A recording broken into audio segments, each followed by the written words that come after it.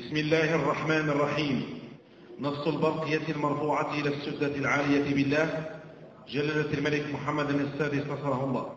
مولاي صاحب الجلالة والمهابة، بمناسبة اختتام فعاليات الدور الخامس لمهرجان الدولي للسينما للجميع المنظم تحت رعايتكم السامية، يتشرف خادم الأعتاب الشريفة السيد جمال أبوسال رئيس جمعية تزنيت للثقافة السينمائية بأن يتقدم صلاة عن نفسه ونيابة عن جميع أعضاء الجمعية والمشاركين في النسخة الخامسة لمهرجان الدولي للسينما بأحر التهاني وأغلى الأماني، معبرين لجلالتكم عن تجنده وتجند شعبك الوفي وراء جلالتكم في كل خطوات تخطونها لخدمة هذا البلد الأمين، كما أننا يا مولاي دائما مجندين وراء جلالتكم للحفاظ على الوحدة الترابية من طنجة إلى الكويرة.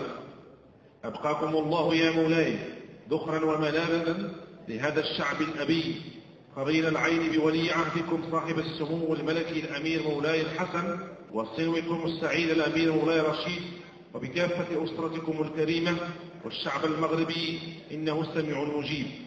حرر بتزنيت في 9 محرم 1434 هجرية الموافق لل24 نوفمبر 2012.